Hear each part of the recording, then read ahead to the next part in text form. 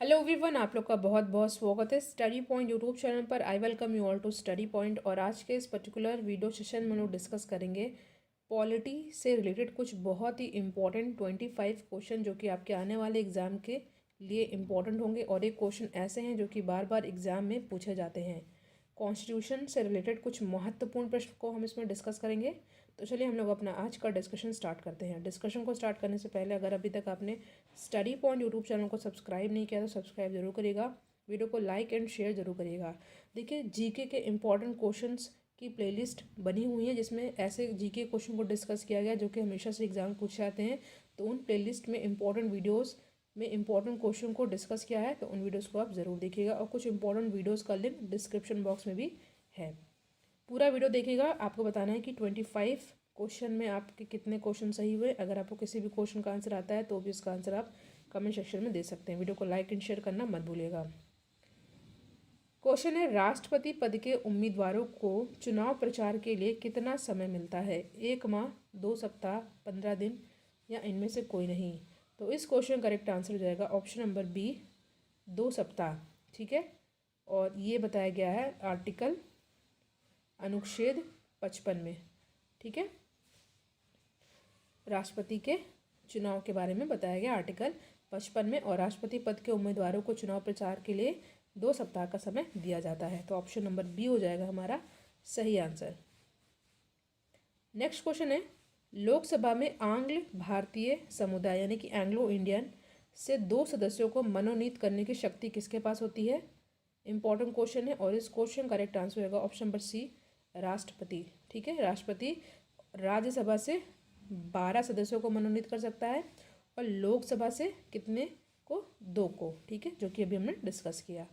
राष्ट्रपति बनने के लिए मिनिमम एज की रिक्वायरमेंट कितनी होती है? 35। और राष्ट्रपति के बारे में आर्टिकल 52 और 53, जस्ट 35 का उल्टा कर दीजिए, उस आर्टिकल में बताया गया है 52 और 53 में। नेक्स्ट क्वेश्चन पे आते हैं। क्वेश्चन है, राज्यसभा किसके द्वारा भंग की जा सकती है? राष्ट्रपति द्वारा, प्रधानमंत्री द्वारा, मंत्रिपरिषद द्वारा या किसी के द्वारा नहीं? देखिए, राज्यसभा को भंग नहीं किया जा सकता है। ठीक है, किसी के द्वारा नहीं। ये स्थायी सदन होता है और इसमें प्रत्येक सदस्य जो है 2 साल में प्रत्येक 1/3 सदस्य रिटायर होते हैं। और राज्यसभा का कार्यकाल होता है 6 वर्ष का। ठीक है, हर 2 साल में 1/3 सदस्य जो है ये रिटायर होते हैं और राज्यसभा को भंग नहीं किया जा सकता है। और राज्यसभा के सदस्यों का कार्यकाल होता है 6 साल का। इतना चीज़ आपको अच्छे से याद कर लेना है। क्वेश्चन है, राज्यसभा धन विधेयक को अधिकतम कितने समय के लिए रोक सकता है? 21 दिन, 12 दिन, 14 दिन या इनमें से कोई नहीं? तो इस क्वेश्चन करेक्ट आंसर हो जाएगा ऑप्शन नंबर सी, 14 डेज तक। ठीक है, राज्यसभा, ठीक है, धन विधेयक को मैक्सिमम 14 डेज के लिए रोक सकता है।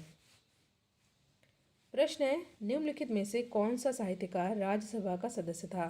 गोपाल दास नीरज, काका हाथरसी, रामधारी सिंह दिनकर या सुमित्रा नंदन पंत? तो इस क्वेश्चन करेक्ट आंसर होगा option number C, Ramdhari Singh Dinkar. Question है, राज्यसभा के लिए नामित प्रथम फिल्म अभिनेत्री कौन थी? तो इस क्वेश्चन करेक्ट आंसर आएगा option number A, Nargis Dutt. स्वतंत्र भारत में राज्यसभा के प्रथम सभापति कौन थे? तो इस क्वेश्चन करेक्ट आंसर आएगा डॉक्टर एस राधा कृष्णन। ठीक है, और ये लगातार जो है स्वतंत्र भारत में राज्यसभा के प्रथम सभापति कौन थे? Doctor S Radhakrishnan. और ये लगातार 2 बार सभापति बने थे। तो option number B is our correct answer. Question है, राज्यसभा के 1/3 सदस्य प्रत्येक कितने वर्ष बाद सेवानिवृत्त होते हैं तथा नए 1/3 सदस्य उनका स्थान लेते हैं? अभी इस क्वेश्चन को मैंने ऊपर डिस्कस किया था। 4 ऑप्शन आपके सामने दिया हुआ है, 2, 3, 4, 5। देखिए, इस क्वेश्चन का आंसर अभी आप कमेंट सेक्शन में बताइए, क्योंकि अभी मैंने फर्स्ट ही क्वेश्चन है, सेकंड क्वेश्चन में आपसे इसके बारे में डिस्कस किया था। क्वेश्चन है, राज्यसभा के सदस्यों के लिए न्यूनतम आयु कितनी होनी चाहिए? तो राज्यसभा के सदस्यों के लिए न्यूनतम आयु कितनी होनी चाहिए? ये होनी चाहिए 30 वर्ष। ठीक है, और लोकसभा के लिए न्यूनतम आयु कितनी होनी चाहिए? 25 वर्ष। इतना आपको अच्छे से याद करना है। नेक्स्ट क्वेश्चन है, उपराष्ट्रपति का निर्वाचन किसके द्वारा होता है? जनता के द्वारा, संसद के द्वारा, राष्ट्रपति की इच्छा पर या मंत्रिमंडल द्वारा? तो इस क्वेश्चन का भी इंपॉर्टेंट है और इस क्वेश्चन करेक्ट आंसर होगा संसद के द्वारा। ठीक है, संसद के दोनों सदनों के द्वारा उपराष्ट्रपति का निर्वाचन होता है। नेक्स्ट क्वेश्चन है, उपराष्ट्रपति के पद पर पहली बार लगातार 2 बार कौन रहा था? Doctor S Radhakrishnan, doctor Shankar Dayal Sharma, Shri R Venkataraman या वीवी गिरी? तो इस क्वेश्चन करेक्ट आंसर होगा option number A, doctor S Radhakrishnan. ठीक है, 1952 से 1962 तक का इनका कार्यकाल था और इसके बाद जो लगातार 2 बार बने थे उपराष्ट्रपति के पद पर, जो लगातार 2 बार थे वो थे 2007 से 2017 तक, ये थे हामिद अंसारी।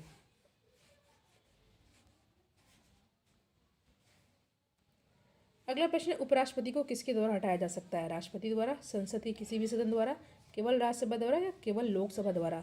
तो उपराष्ट्रपति को हटाया जा सकता है किसके द्वारा? तो ये हटाया जा सकता है केवल राज्यसभा के द्वारा।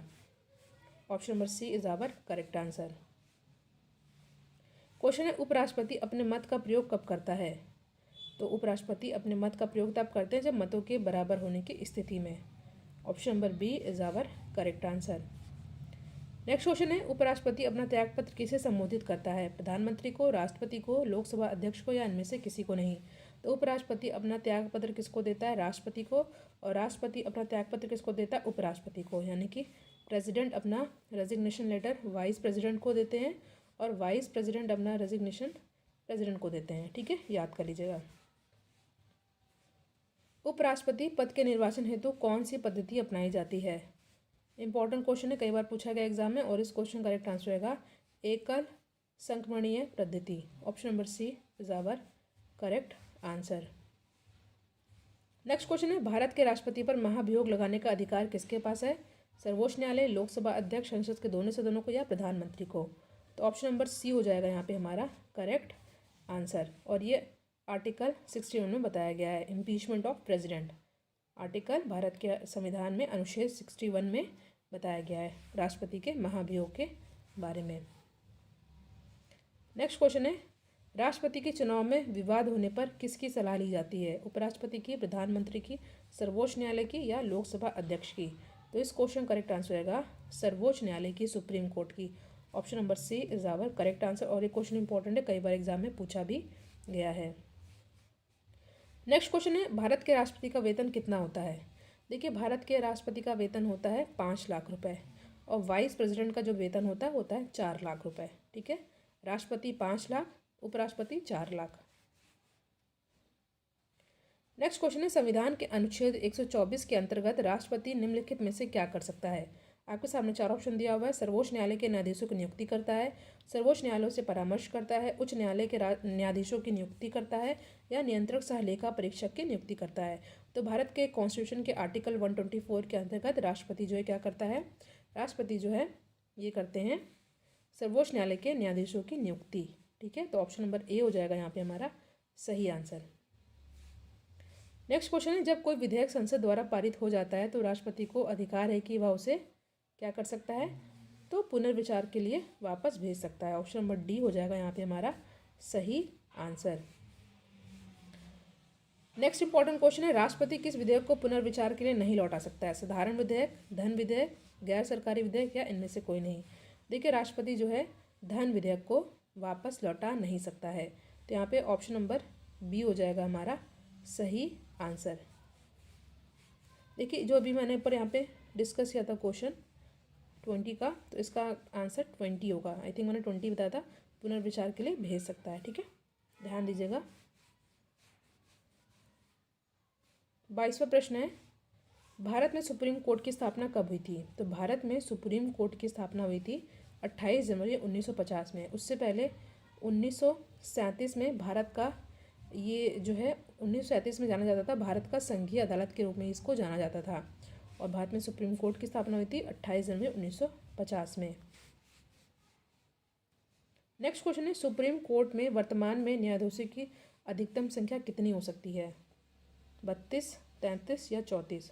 तो इस क्वेश्चन करेक्ट आंसर होगा ऑप्शन नंबर डी 34, यानी कि 33 न्यायाधीश होंगे और एक होंगे मुख्य न्यायाधीश, चीफ जस्टिस ऑफ इंडिया। तो option number D is our correct answer. Supreme court में जिसकी स्थापना बताया था मैंने भी पिछले क्वेश्चन में, सुप्रीम कोर्ट में वर्तमान में न्यायाधीशों की अधिकतम संख्या हो सकती है 34। नेक्स्ट क्वेश्चन है, भारत में नागरिकता संबंधित कानून बनाने का अधिकार किसके पास है? राष्ट्रपति, प्रधानमंत्री, उपराष्ट्रपति या संसद? तो इस क्वेश्चन का करेक्ट आंसर होगा भारत में नागरिकता संबंधित कानून बनाने का अधिकार किसके पास है? तो ये अधिकार है किसके पास? ये है संसद के पास, और ये आर्टिकल 11 में बताया भी गया है। तो ऑप्शन नंबर डी हो जाएगा यहाँ पे हमारा सही आंसर। तो यहाँ पे हमने पॉलिटी के कुछ इंपॉर्टेंट क्वेश्चन को डिस्कस किया। कमेंट सेक्शन में बताइएगा आपके कितने क्वेश्चन सही हुए हैं। वीडियो को लाइक एंड शेयर जरूर करिएगा, और जो मैंने आपसे इंपॉर्टेंट क्वेश्चन पूछा उसका आंसर कमेंट सेक्शन में ज़रूर दीजिएगा। Thank you so much for watching. Thank you.